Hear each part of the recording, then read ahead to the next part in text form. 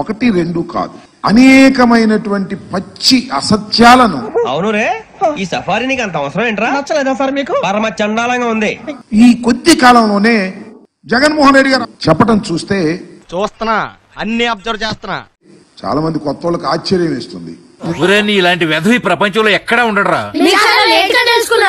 ఎందుకంటే మాలాంటి సీనియర్స్ కి పెద్ద ఆశ్చర్యం కాదు. ఎందుకంటే ఆయన అబద్ధంలోనే పుడతాడు, అబద్ధంలోనే జీవిస్తాడు. మంచి మాట మాట్లాడవరా? జఫానా జఫడా ఏంటది? జఫానా జఫడా.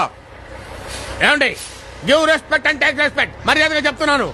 అబద్ధంతోనే రాజ్యం వెళ్తాడు అనేది ఒక సత్యం, నగ్న సత్యం. అది కామాంధుడు, ఆడది కనబడితే చాలు బుద్ధి బానించుకోడు. ఒక విధంగా చెప్పాలంటే అది గిన్నీస్ బుక్ రికార్డు కూడా ఎక్కదగినటువంటి అంశం అనేది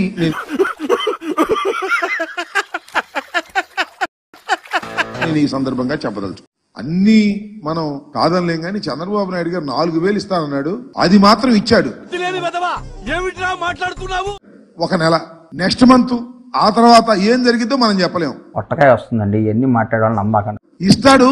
కొంత దూరం పోయిన తర్వాత అనర్హులు చాలా మంది ఉన్నారు. జగన్మోహన్ రెడ్డి గారు అనర్హులకే ఇచ్చేశాడు. కాబట్టి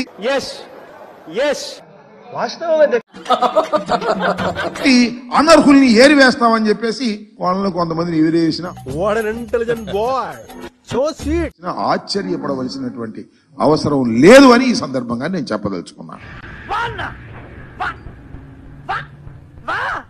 ఇంకా గ్యాస్ సిలిండర్ల పని, ఆ సూపర్ 6 పని నేనేం ప్రత్యేకంగా చెప్పాల్సిన అవసరం లేదు. కూసేగాడిది వచ్చి మేసేగాడిదని సెడదే సార్. అదే అది ఆ రోజునే చెప్పాం. అది సూపర్ 6 కాదు, అది సూపర్ చీటింగ్ అని. అల్లుడు, నువ్వు తగ్గొద్దు, నువ్వు వెనకడుగు, మ్యాటర్ ఏంటో తెలిపోవాలి.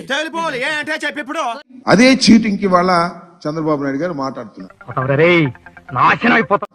ఈ హామీలు నెరవేర్చడం లేదు.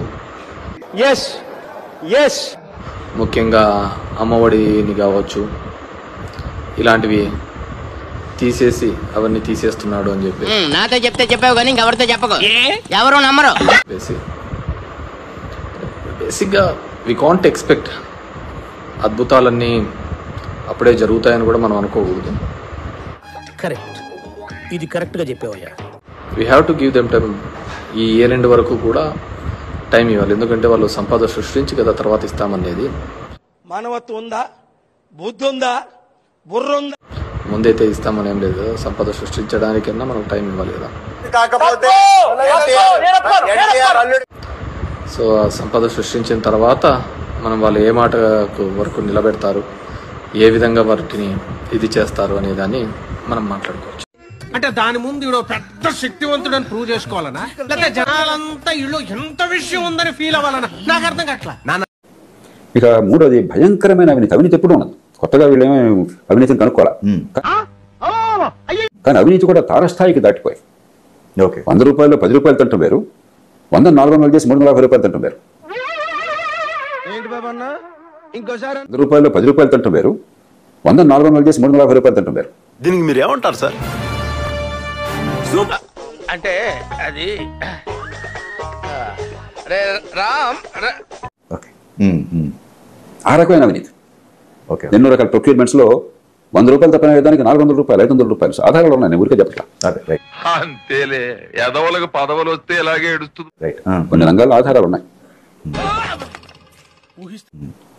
అలాగే కొన్ని విచిత్రమైనవి, ఉదాహరణకి ఎక్సైజ్ ఉంది. ఈ జన్మకి చాలు, నేను పోతానన్నయ్య, నేను పోతాను, నాకు ఇది వద్దు, వద్దన్నయ్య, నేను పోతాను. అసలు ప్రభుత్వం ఎప్పుడు కూడా క్యాష్ ట్రాన్సాక్షన్స్ వద్దు, వీళ్ళంత వరకు చెక్కులు కావాలని మనం చేసేది యూపీఐ కానీ చెక్ కానీ. అది వద్దు, ఎటు పైసలు క్యాషే కావాలని ఎవరిని ఆదేశిస్తాడా? మా రాజకీయం అంతే. అది ఎంత ఉందో తెలియకుండా పెడతారు అక్కడ అకౌంట్లో, ప్రభుత్వ అకౌంట్లో. ఆ డబ్బులు పైప్ లైన్ పెట్టేసి ఇంకో డబ్బులు పంపించి ఏర్పాటు చేస్తారా పెద్దలకి?